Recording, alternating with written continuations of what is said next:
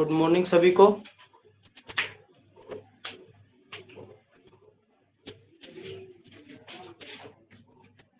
आवाज आ रही है क्या? आवाज आ रही है?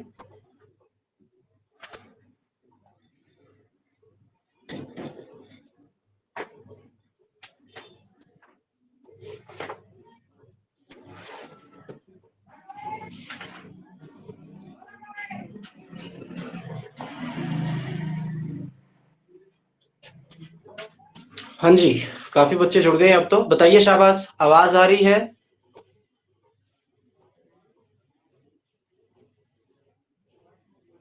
Yes sir.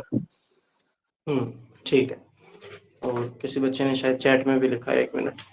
हाँ जी, जानवी। ओके। तो लास्ट टाइम हमने जो टॉपिक किया था, हम फिजिकल प्रॉपर्टीज कर रहे थे, ठीक है। और उसके अंदर ना एक प्रॉपर्टी रह गई थी, दैट इज लैटिस एंथैल्पी। तो पहले हम उस फिजिकल प्रॉपर्टी को करेंगे, उसके बाद केमिकल प्रॉपर्टीज जो है उनको शुरू करेंगे, ठीक है। तो चलिए, सबसे पहले फिजिकल प्रॉपर्टी में जो हमारी लास्ट प्रॉपर्टी रहती है, दैट इज लैटिस एंथैल्पी। अब ये क्या चीज है, ये देखते हैं। सबसे पहले इसको समझते हैं कि ये है क्या, ठीक है। तो फॉर एग्जांपल मान लेते हैं, ये विजिबल ही नहीं है, 1 मिनट रुको। ये थोड़ा सा मैं ना नीचे लिख लेता हूं इसको। एक लैटिस एंथैल्पी, ये है हमारा टॉपिक। तो लैटिस एंथैल्पी होता क्या है, इसको समझते हैं सबसे पहले। फॉर एग्जांपल मान लीजिए आपके पास 1 मोल कोई आयनिक कंपाउंड है। 1 मोल कोई आयनिक कंपाउंड है। आयनिक कंपाउंड मतलब वो कंपाउंड जो आयन से मिलकर बना होता है, उसको हम आयनिक कंपाउंड कहते हैं, ठीक है। अब फॉर एग्जांपल जैसे हमारे पास NaCl है, तो इसमें Na जो है वो प्लस यानी कैटायन है, और Cl माइनस यानी एनायन है, यानी आयन से मिलकर बना हुआ कंपाउंड आयनिक कंपाउंड कहलाता है। 1 मोल है आपके पास। आप इस 1 मोल आयनिक कंपाउंड को आयंस में तोड़ने के लिए, आयंस में तोड़ने के लिए 1 मोल आयनिक कंपाउंड को आयंस में तोड़ने के लिए जितनी एनर्जी लगती है, जितनी एंथैल्पी लगती है, उसी को हम क्या बोलते हैं, लैटिस एंथैल्पी कहते हैं। याद रखना, बहुत ही सिंपल सी बात है कि 1 मोल आयनिक कंपाउंड को आयंस में तोड़ने के लिए जितनी एनर्जी लगती है, उसको आप क्या बोलते हैं, लैटिस एंथैल्पी बोलते हैं, ठीक है। फॉर एग्जांपल 1 मोल हमारे पास NaCl है, तो इसको Na प्लस और Cl माइनस में तोड़ने के लिए जितनी एनर्जी लगेगी, उसको हम लैटिस एंथैल्पी कहते हैं। अब ये किस पर डिपेंड करती है, ये डिपेंड करती है कि आयंस के बीच में फोर्स ऑफ अट्रैक्शन कितना है, यानी आयंस के बीच में फोर्स ऑफ अट्रैक्शन कितना है। ये कैटायन है, ये एनायन है, ये एक दूसरे से जुड़े हुए हैं। अगर स्ट्रॉन्ग फोर्स ऑफ अट्रैक्शन है तो इनको अलग अलग करना मुश्किल होगा, यानी कि एनर्जी ज्यादा लगेगी। और अगर आयंस के बीच में जो फोर्स है वो वीक है, तो आप इनको इजीली क्या कर सकते हो, सेपरेट कर सकते हो। ये यानी कि लैटिस एंथैल्पी जो है आपको ये भी बता देगी कि आयंस के बीच में फोर्स ऑफ अट्रैक्शन कितना है। अगर लैटिस एंथैल्पी काफी ज्यादा है, यानी इनको अलग करने में काफी ज्यादा एनर्जी लग रही है, इसका मतलब इनके बीच में फोर्स ऑफ अट्रैक्शन स्ट्रॉन्ग है। और अगर लैटिस एंथैल्पी कम लग रही है, इसका मतलब इनके बीच में फोर्स ऑफ अट्रैक्शन जो है वो अच्छा नहीं है, ठीक है। This is lattice enthalpy. अब हमें कुछ कंपैरिजन करनी है, वो मैं आपको बता देता हूं। जैसे कि फॉर एग्जांपल ये देखिए, LiCl, ठीक है, NaCl, KCl, और उसके बाद कौन आता है भाई, के के बाद कौन आता है, के बाद कौन आता है,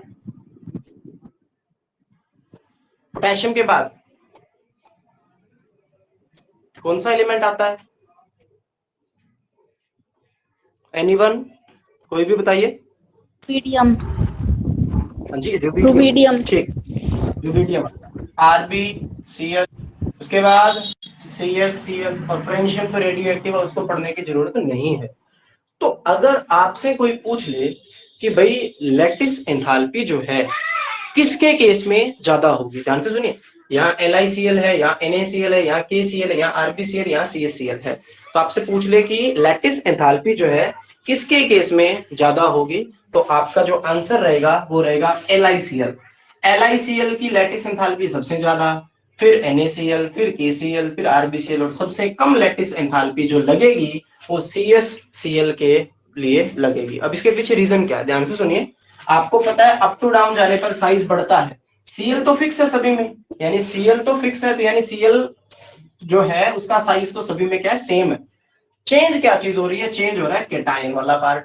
यहाँ Li छोटा है, Na थोड़ा सा बड़ा है, K और बड़ा हो गया, Rb उससे बड़ा, Cs उससे बड़ा। कहने का मतलब ये है कि जैसे फॉर एग्जांपल LiCl है ना, तो उसकी स्ट्रक्चर कुछ इस तरीके से अपन बनाते हैं। ये देखिए ये LiCl है, Li ये रहा, Cl ये रहा। अच्छा NaCl, अब इसमें Na थोड़ा सा बड़ा है, NaCl तो वैसा ही रहेगा, NaCl। KCl, K और बड़ा हो गया, Cl वैसे का वैसा, KCl। कहने का मतलब ये है कि यहाँ पर जो केटाइन है उसका साइज जो है अप टू डाउन जाने पर हमें पता है कि बढ़ता है, और जैसे जैसे साइज बढ़ता है केटाइन का, ध्यान से सुनिएगा, जब इनका केटाइन और नाइन का साइज जो है वो ठीक ठीक होता है। कहने का मतलब अगर साइज केटाइन का कम है, एनाइन का साइज तो लगभग सेम सही है, केटाइन का साइज अगर कम है तो यहाँ पर जो बॉन्डिंग है ना वो बहुत ही ज्यादा इफेक्टिव होती है। आप बॉन्ड लेंथ पे भी लेके चल सकते हो। यहाँ पर Li का साइज छोटा है तो ये जो बॉन्ड लेंथ है ये क्या होगी, कम होगी। अब Na का साइज इससे थोड़ा सा बड़ा है तो बॉन्ड लेंथ क्या हो जाएगी, ज्यादा। K का साइज उससे बड़ा है तो यहाँ पे बॉन्ड लेंथ और भी ज्यादा हो जाएगी। और आपने ये चीज पढ़ रखी है कि बॉन्ड जितना लंबा होगा उसको तोड़ना जो है उतना ही आसान होता है। कहने का मतलब ये हो गया कि CsCl की बात करें अगर आप, ये Cs है और ये Cl है। अब इसमें बॉन्ड लेंथ जो है काफी ज्यादा लंबी है, इसका मतलब इस बॉन्ड को तोड़ना बहुत ही ज्यादा आसान है। और अगर बॉन्ड को तोड़ना आसान है इसका मतलब CsCl के केस में जो आपकी लैटिस एंथैल्पी होने वाली है वो काफी कम होने वाली है। बहुत ही सिंपल सी कंपैरिजन है, कुछ भी नहीं, थोड़ा कुछ सोच के देखिए। यहाँ पर Li छोटे साइज का है, Cl का साइज जो है वो है आपके सामने, बॉन्ड लेंथ जो है यहाँ पर कम है। बॉन्ड लेंथ कम होने की वजह से ये बॉन्ड क्या इनके बीच में स्ट्रॉन्ग है, इजीली टूटेगा नहीं, और अगर टूटेगा नहीं तो लैटिस एंथैल्पी ज्यादा होगी।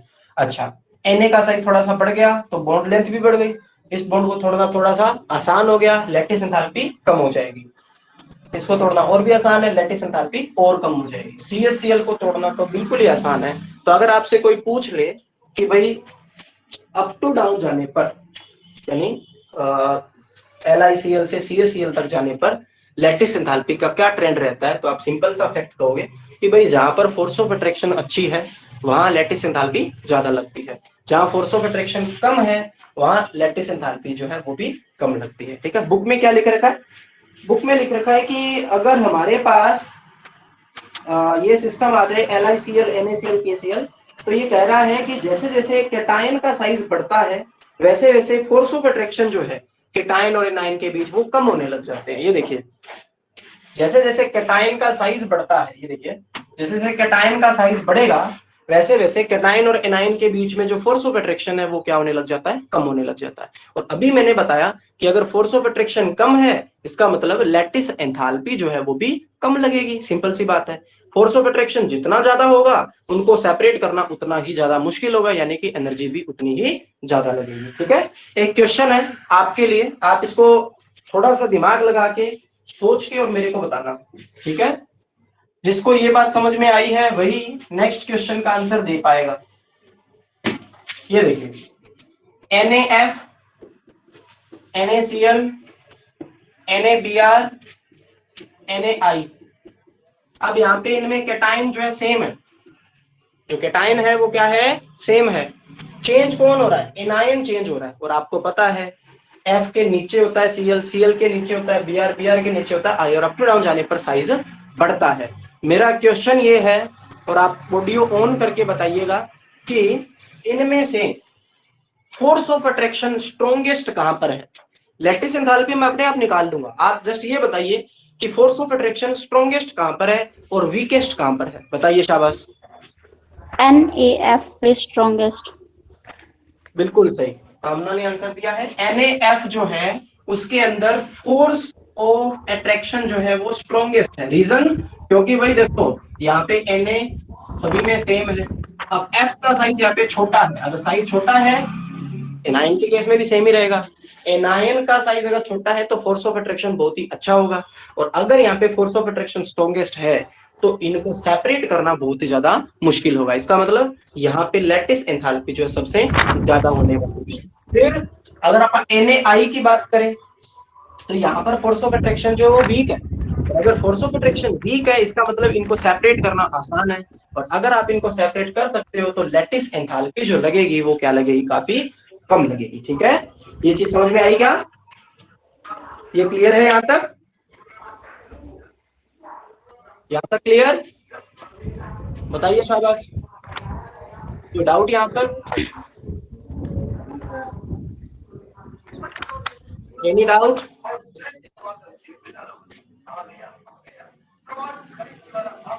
यस, ओके, चलो। तो सिंपल सा फैक्ट, लैटिस एंथैल्पी होता क्या है, एक मोल आयनिक कंपाउंड को आयंस में तोड़ने के लिए जितनी एनर्जी लगेगी वो लैटिस एंथैल्पी कहलाती है। ठीक है, अगर फोर्स ऑफ अट्रैक्शन स्ट्रॉन्ग है केटायन और एनायन के बीच में तो उनको दूर करना मुश्किल है, लैटिस एंथैल्पी ज्यादा लगेगी। फिर हमारे पास दो कंपैरिजंस थी, इनमें मैंने आपको ये बताया पहले वाले केस में एनायन सेम था, केटायन जो है वो अलग मतलब चेंज हो रहे थे। तो जैसे जैसे साइज ऑफ केटायन इंक्रीज होता है वैसे वैसे बॉन्ड लेंथ बढ़ती है। आप उस वैसे भी कह सकते हो कि जैसे जैसे केटायन का साइज बढ़ेगा वैसे वैसे फोर्स ऑफ अट्रैक्शन जो है केटायन और एनायन के बीच में वो क्या होता जाएगा, कम होता जाएगा। इसका मतलब लैटिस एंथैल्पी भी कम लगेगी।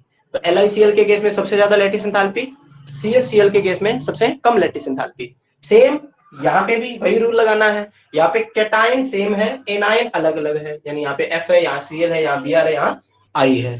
तो वैसे ही सेम बात, एनायन का साइज जैसे जैसे बढ़ेगा, एनायन का साइज जैसे जैसे बढ़ेगा केटायन और एनायन में फोर्स ऑफ अट्रैक्शन कम होने लग जाएगी। इसका मतलब फोर्स ऑफ अट्रैक्शन कम है तो उनको तोड़ना आसान है, लैटिस एंथैल्पी जो है वो कम लगने वाली है।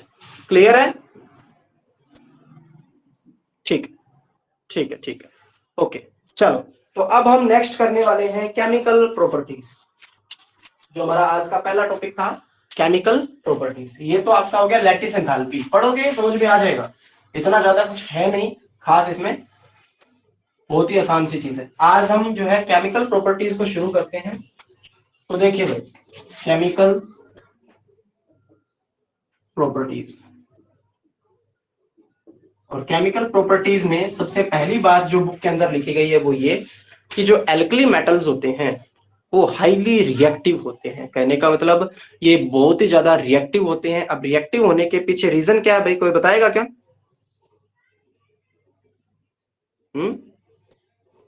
रिएक्टिव होने के पीछे क्या रीजन है? दो रीजन दिए जाते हैं। नंबर एक, इनकी आयोनाइजेशन एंथैल्पी जो है वो काफी ज्यादा लो है, लो आयोनाइजेशन एंथैल्पी होने की वजह से ये काफी ज्यादा रिएक्टिव है। ठीक है, और दूसरा लो एंथैल्पी और एटमाइजेशन। अब ये क्या आ गया भाई, बहुत ही सिंपल है, कुछ नहीं।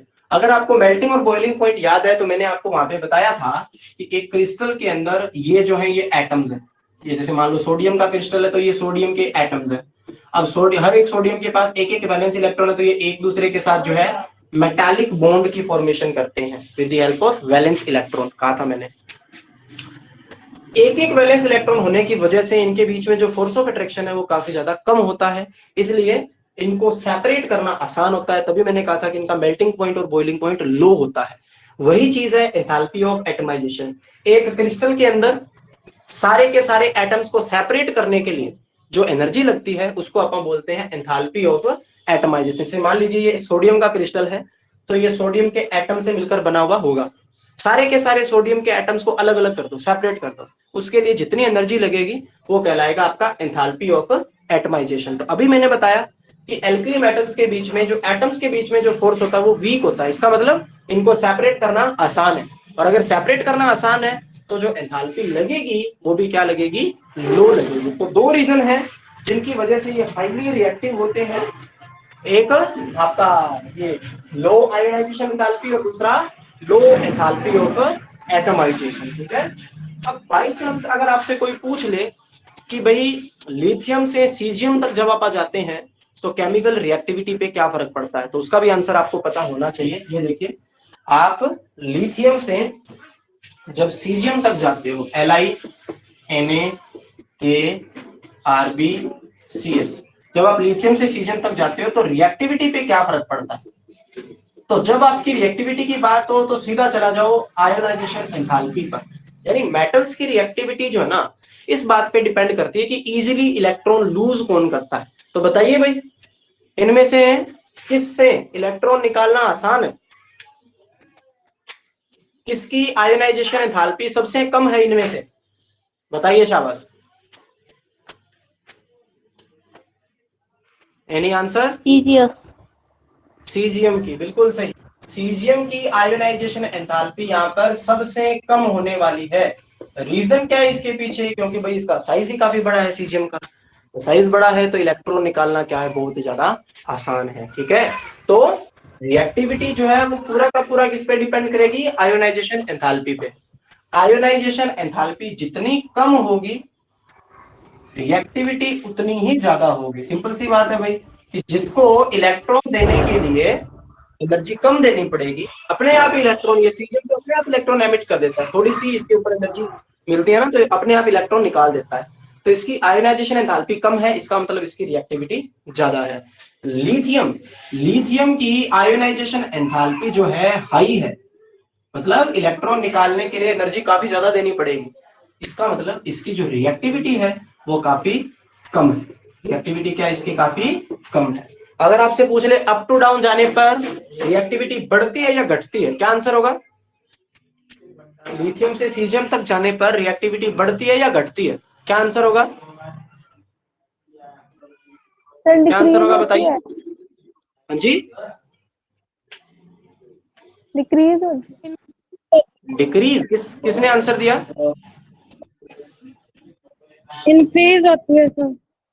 इंक्रीज, इंक्रीज, बिल्कुल सही। देखो यहाँ रिएक्टिविटी कम है, यहाँ रिएक्टिविटी ज्यादा है, इसका मतलब अप टू डाउन जाने पर रिएक्टिविटी बढ़ेगी। रीजन मिल चुका है ना, क्योंकि अप टू डाउन जाने पर आयोनाइजेशन एंथैल्पी डिक्रीज होती है, इसकी वजह से रिएक्टिविटी जो है वो इंक्रीज होगी। ठीक है, तो ये था कुछ बेसिक जो आपको बताना था। अब हम करने वाले हैं रिएक्शंस, और रिएक्शंस को पूरा अच्छे से समझना ताकि चीजें आपको अच्छे से समझ में आए, कोई दिक्कत उनमें ना आए। ठीक है, तो चल करते हैं शुरू। केमिकल प्रॉपर्टीज में पहली रिएक्शन किसके साथ है? Reactivity toward air, reactivity toward air और ऑक्सीजन। भाई सिंपल सी बात है, इन जो आपकी मेटल्स हैं, एल्कली मेटल्स, इनको अगर आप हीट करोगे एक्सेस ऑफ ऑक्सीजन में, यानी बहुत सारी ऑक्सीजन की प्रेजेंस में अगर आप इन एल्कली मेटल्स को हीट करते हो तो ये वाइगरसली बर्न करती है और बर्न करके ऑक्साइड बनाती है। अगर आपको 10th का पहला पेज याद है तो वहां पर मैग्नीशियम रिबन को बर्न करते थे और वो उसका पाउडर सा बन जाता था, उसको आप मैग्नीशियम ऑक्साइड कहते थे, अगर आपको याद है। तो वैसे ये है, इसमें भी आप यही लिखेंगे कि जब आप ये जो मेटल्स हैं इनको हीट करते हैं एक्सेस ऑफ ऑक्सीजन में, वाइगर्सली ये बर्न करती हैं और ये ऑक्साइड फॉर्म करती है। ठीक है, ऑक्साइड्स बनाती है। अब दिक्कत ये है कि अलग अलग मेटल जो है अलग अलग अपने अपने ऑक्साइड जो है उनको फॉर्म करती है। तो चलो देखते हैं कौन कौन क्या फॉर्म करता है। अगर आप लिथियम को ऑक्सीजन की प्रेजेंस में बर्न करोगे तो लिथियम बनाएगा लिथियम मोनोऑक्साइड। फॉर्मूला क्या होगा? Li2O, ये फॉर्मूला है किसका? लिथियम मोनो ऑक्साइड का। ठीक है, अगर आप लिथियम को बर्न कर रहे हो ऑक्सीजन की प्रेजेंस में तो ये फॉर्म करेगा लिथियम मोनोऑक्साइड। बैलेंस करने के लिए क्या करें? यहाँ पे 2 लगाएं, यहाँ पे 4 लगाएं। ठीक है, लिथियम मोनोऑक्साइड। फिर बात करेंगे सोडियम की, कि सोडियम को जब बर्न किया जाता है ऑक्सीजन की प्रेजेंस में तो सोडियम जो फॉर्म करता है उसका नाम देखिए, सोडियम फॉर्म करता है भाई सोडियम परऑक्साइड। ये सोडियम मोनोऑक्साइड नहीं है, ये सोडियम परऑक्साइड है। क्या फर्क है इनके अंदर वो भी मैं बताता हूँ, पहले रिएक्शंस देख लेते हैं। तो लिथियम ऑक्सीजन के साथ जब बर्न करता है तो बनाता है लिथियम मोनोऑक्साइड। सोडियम को जब ऑक्सीजन की प्रेजेंस में बर्न करा जाता है तो ये बनाता है सोडियम परऑक्साइड। बैलेंस करने के लिए यहाँ पे 2 लगाएंगे। बाकी जो बच गए हैं यानी कि पोटेशियम, रुबिडियम, सीजियम, ये जो बच गए हैं ये जब ऑक्सीजन की प्रेजेंस में बर्न होते हैं तो ये बनाते हैं जी सुपर ऑक्साइड। ये देखिए उन सभी को मैं एम से रिप्रेजेंट करता हूं। यहाँ पे एम क्या है, एम है पोटेशियम, रुबिडियम, सीजियम, ये है सभी के सभी, ठीक है।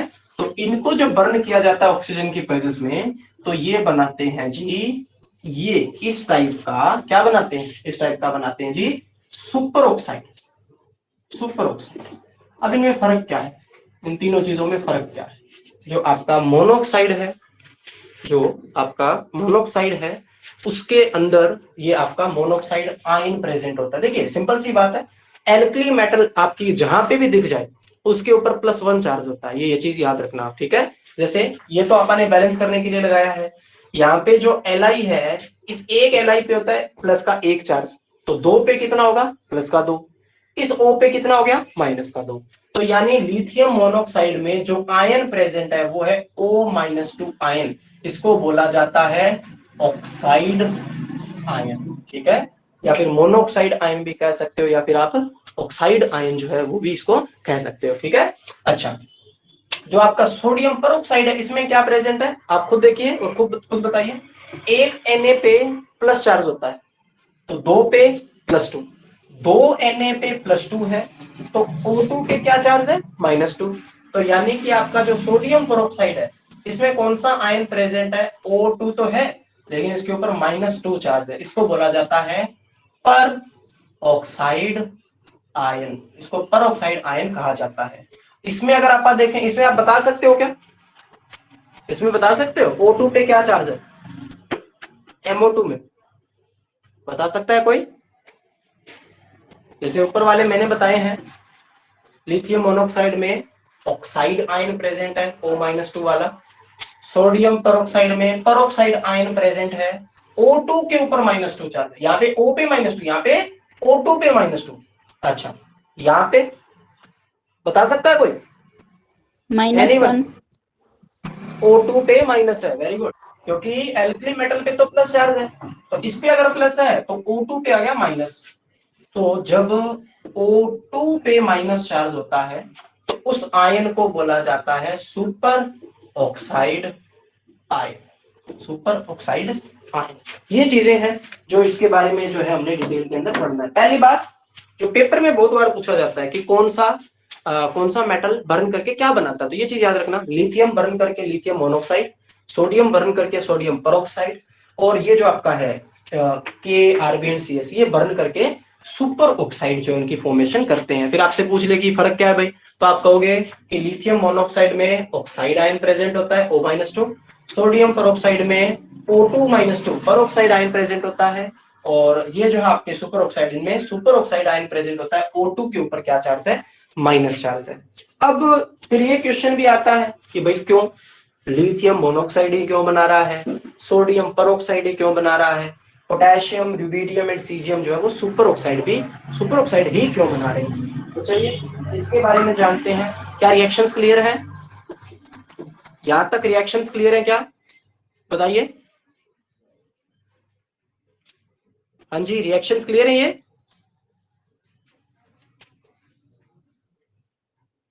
यस, ओके ओके, ठीक है।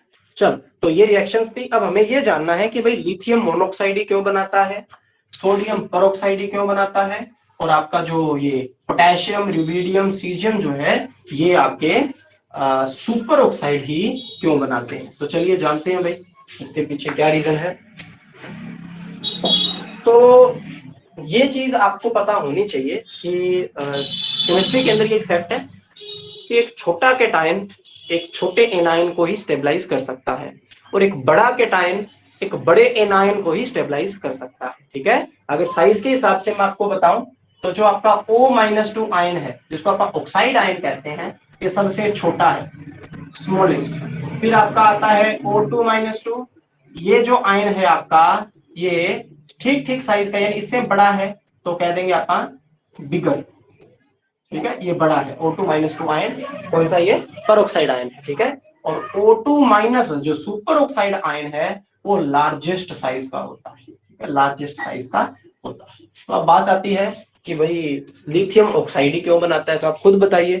लिथियम जो कैटायन होता है उसका साइज सबसे छोटा होता है, यानी अगर आप बात करें लिथियम का जो कैटायन है प्लस वाला, इसका साइज जो है वो सबसे छोटा होता है, तो वो सिर्फ और सिर्फ इनमें से किसको स्टेबलाइज कर सकता है, सिर्फ और सिर्फ ऑक्साइड आयन जो है उसी को ही स्टेबलाइज कर सकता है। ठीक है, lithium can only stabilise oxide ion due to its small size की वजह से। ठीक है, अच्छा फिर बात आती है सोडियम आयन की, Na+ इसका इंटरमीडिएट सा साइज होता है, तो ये किसको स्टेबलाइज कर सकता है, ये मेनली स्टेबलाइज कर सकता है पेरोक्साइड को। ठीक है, lithium due to its small size can stabilise only oxide ion, sodium due to large size, not largest, large size की वजह से ये स्टेबलाइज कर सकता है पेरोक्साइड आयन को। और भाई इनका तो कहना ही क्या कि RbCs इनका लार्जेस्ट साइज होता है, तो ये सिर्फ और सिर्फ किसको स्टेबलाइज कर सकते हैं, लार्जेस्ट साइज के ही एनाइन को स्टेबलाइज कर सकते हैं, दैट इज सुपर ऑक्साइड। ये तो है सिर्फ एक लाइन में अगर आपको कोई किसी चीज का आंसर देना हो तब। ठीक है, इसका साइज छोटा है तो ये छोटे वाले एनाइन को, इसका साइज लार्ज बिगर है तो एक लार्ज वाले एनाइन को, इनका लार्जेस्ट है तो ये लार्जेस्ट वाले साइज वाले एनाइन को। एक लाइन में जब आपको इसका आंसर देना हो तब आपने ये कहना है। लेकिन अगर आप इसके पीछे की कहानी जाने कि क्या रीजन है, why lithium only form monoxide, तो थोड़ा सा आपको और ज्यादा इसके अंदर जो है डीपली जाना पड़ेगा। चलिए तो वो भी समझ ही लेते हैं साथ के साथ। बुक के अंदर सारी थ्योरी लिखी पड़ी है, तो वो आपको जो है फोटो में सेंड कर दूंगा, आप देख लेना कि कैसे कैसे कहां से क्या क्या पढ़ना है और क्या क्या लिखना है। ठीक है, तो चलो अब बात करते हैं मेन मुद्दे की। तो ये कहता है कि लिथियम का साइज है जी छोटा, स्मॉल साइज। ठीक है, अच्छा छोटा साइज है इस पे भी पॉजिटिव चार्ज, इनका बड़ा साइज होता है इन पे भी पॉजिटिव चार्ज। इसका मतलब लिथियम के around strong positive field present होता है। थोड़ा खुद सोचिए भाई, खुद सोच के देखिए। एक दुबला पतला सा आदमी है उसके पास 100 रुपए है, एक बहुत ही भारी भरकम आदमी है उसके पास भी 100 रुपए है। इसका मतलब वेटेज जो है वो पतले आदमी के पास ज्यादा है। थोड़ा सा खुद इसके ऊपर कंपैरिजन करके देखिए, लिथियम पे भी पॉजिटिव चार्ज है, सीजियम पे भी पॉजिटिव चार्ज है। ज्यादा पॉजिटिव चार्ज किस पे है, लिथियम पे। रीजन, क्योंकि इसका साइज छोटा है। अगर आपसे कोई पूछे ना कि चार्ज टू साइज रेशियो किसका ज्यादा है, तो लिथियम का। साइज इसका छोटा है, चार्ज वही है जो सीजियम पे है। ठीक है, तो लिथियम का स्मॉल साइज होता है और इसका जो उसके अराउंड जो है पॉजिटिवली जो फील्ड है, पॉजिटिवली चार्ज जो फील्ड है वो बहुत ज्यादा स्ट्रॉन्ग होता है। फिर बुक में लिख रखा है कि इसलिए ये सिर्फ छोटे साइज का जो एनायन होता है उसको स्टेबलाइज कर सकता है। ये बात मैंने आपको पहले ही बता दी थी। फिर जो मेन बात आती है वो ये है कि कहता है कि लिथियम आयन के स्मॉल साइज का होने की वजह से जो एक ऑक्सीजन का नेगेटिव चार्ज है वो दूसरे अदर ऑक्सीजन एटम की तरफ जो है स्प्रेड होने से प्रिवेंट हो जाता है। इसलिए वो किसी दूसरे ऑक्सीजन एटम के साथ कंबाइन करके पेरोक्साइड आयन नहीं बना पाता। बहुत सिंपल सी बात है, यहाँ पे हमने 2 ऑक्सीजन को लेके चलना है। ये देखिए, एक ऑक्सीजन ये है, दूसरी ऑक्सीजन ये है, इसमें भी नेगेटिव चार्ज, इसमें भी नेगेटिव चार्ज। लेट अब अज्यूम कर लेते हैं। तो ये कहता है लिथियम का साइज छोटा होने की वजह से इसके अराउंड स्ट्रॉन्ग पॉजिटिव फील्ड है।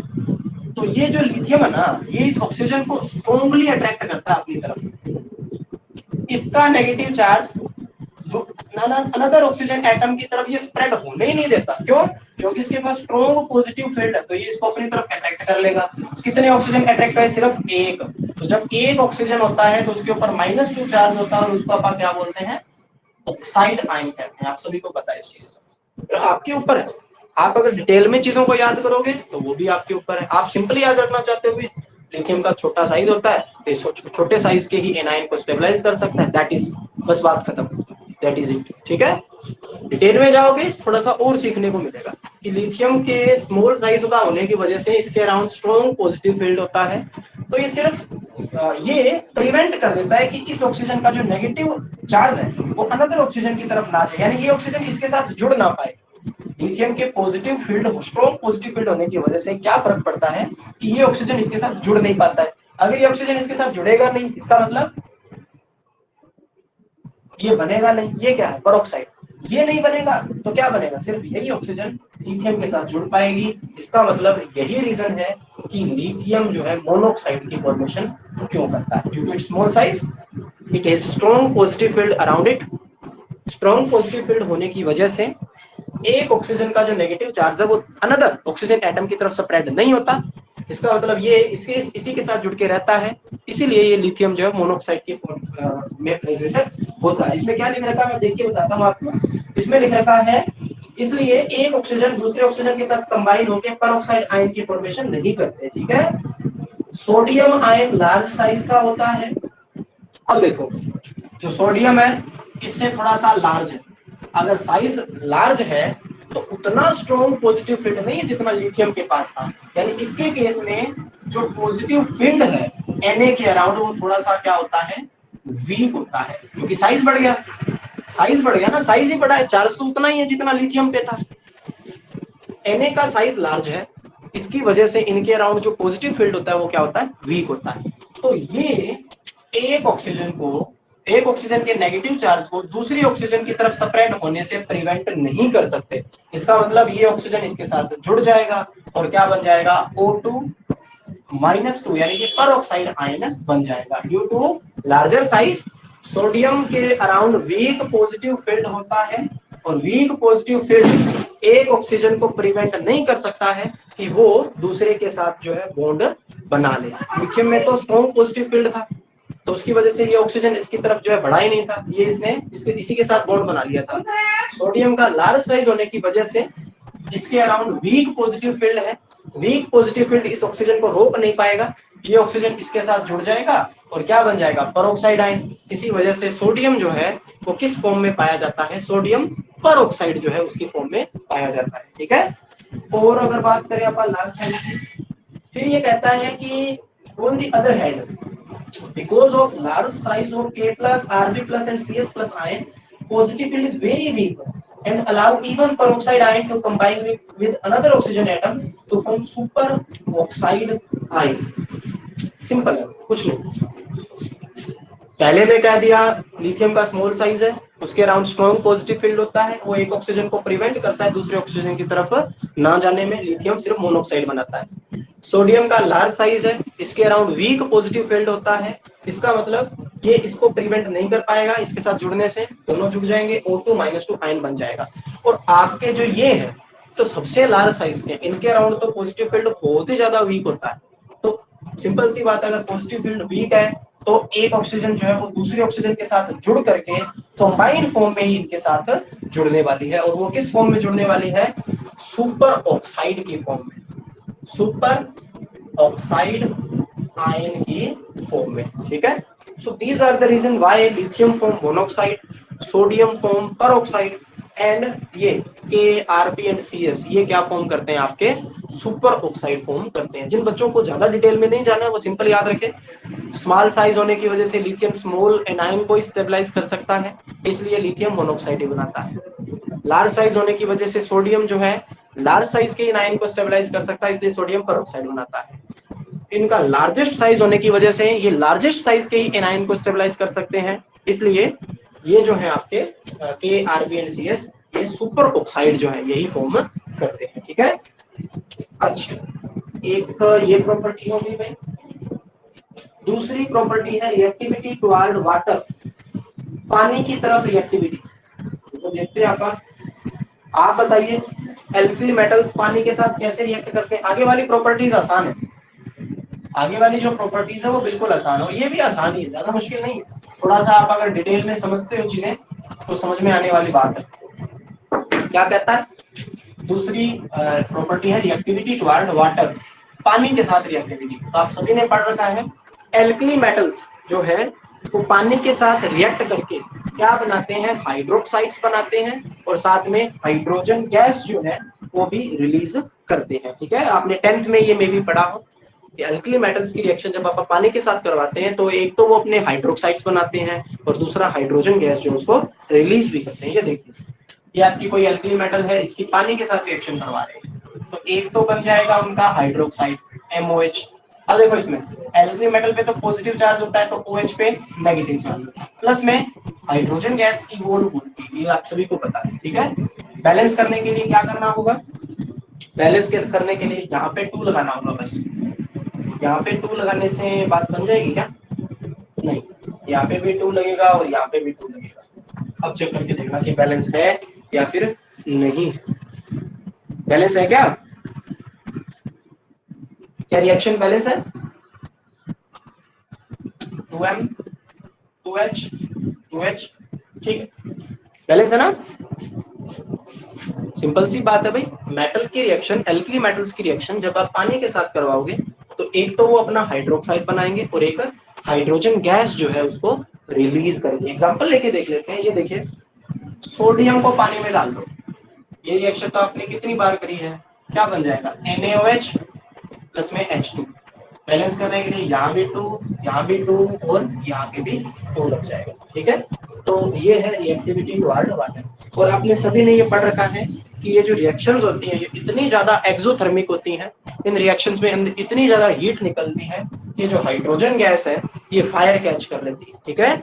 अब एक क्वेश्चन इसमें ये भी आता है कि बाकी सारी जितनी भी मेटल्स हैं ये पानी के साथ वाइगरसली रिएक्ट करती हैं, बहुत तेजी से रिएक्ट करती हैं। लिथियम जो है वो लेस वाइगरसली रिएक्ट करता है, रीजन क्या है?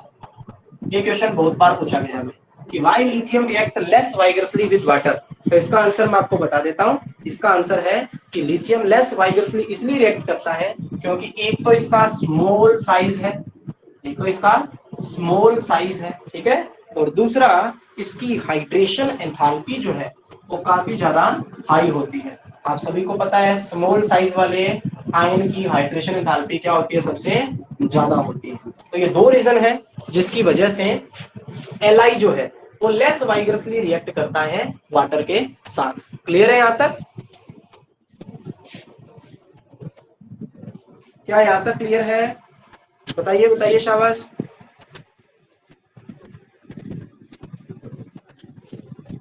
Is it clear? लिथियम की रिएक्शन किसके साथ थी? ये सॉरी, एल्कली मेटल्स की रिएक्शन किसके साथ थी? ये वाटर के साथ थी, ठीक है। हाँ जी, ठीक है, ओके, वेरी गुड। अच्छा, नेक्स्ट रिएक्शन है reactivity toward hydrogen. Reactivity toward hydrogen, hydrogen के साथ रिएक्शन, ये सबसे आसान रिएक्शन है भाई, रिएक्टिविटी टुवर्ड हाइड्रोजन, ठीक है। तो ये जितने भी एल्कली मेटल्स हैं ये हाइड्रोजन के साथ रिएक्ट करके हाइड्राइड्स बनाती हैं। जितने भी एल्कली मेटल्स हैं हाइड्रोजन के साथ रिएक्ट करके ये क्या बनाते हैं? हाइड्राइड्स बनाते हैं, ठीक है। जनरल फॉर्मूला हो जाएगा इनका MH। अच्छा, बैलेंस करने के लिए यहाँ पे भी 2 लग जाएगा, यहाँ पे भी 2 लग जाएगा। और ये किस टाइप के हाइड्राइड होते हैं? आप सभी ने पढ़ रखा है, आयनिक हाइड्राइड होते हैं, ठीक है। M पे प्लस चार्ज है और H पे माइनस चार्ज है। सो अगर आप एल्कली मेटल्स की रिएक्शन हाइड्रोजन के साथ करवाओगे हाई टेम्परेचर पे तो वो रिएक्ट करके हाइड्राइड्स बनाएंगे। एग्जांपल देख लेते हैं। Li की रिएक्शन H2 के साथ करवा दो, क्या बन जाएगा? LiH बन जाएगा, 2 हाइड्राइड है, ठीक है। अच्छा, Na की रिएक्शन हाइड्रोजन के साथ करवा दो, क्या बन जाएगा? NaH बन जाएगा। तो सिंपल सिंपल सी रिएक्शन है, ज्यादा कुछ खास इनमें है नहीं, ठीक है। अगर आपसे कोई पूछ ले कि भाई इनमें से जो आपका कौन सबसे ज्यादा स्टेबल है, यानी हाइड्राइड्स में से LiH, NaH, उसके बाद आपका आ जाएगा NaH के बाद KH, RBH, CSH। कोई बता सकता है इनमें से सबसे ज्यादा स्टेबल कौन है? एनीवन, कोई भी बताए आप में से, आप में से कोई भी बताए इनमें से सबसे ज्यादा स्टेबल कौन है? LiH है, NaH है, KH है, RBH और CSH है।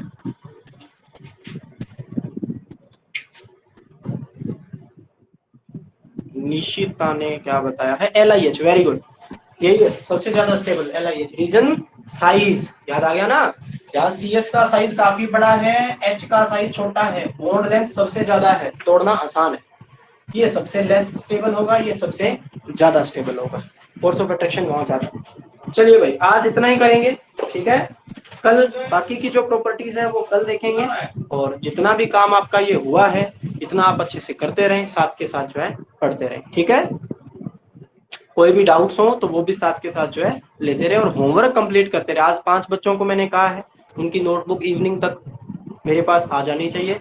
जितना काम उन्होंने पहले चेक करवाया है वो नहीं, जो रिसेंट में काम हुआ है उसकी बात कर रहा हूँ। और ऐसे ही 5-5 बच्चों की कॉपी जो है रोज चेक हो, ठीक है। आज इतना ही करेंगे, बाकी नेक्स्ट क्लास के अंदर।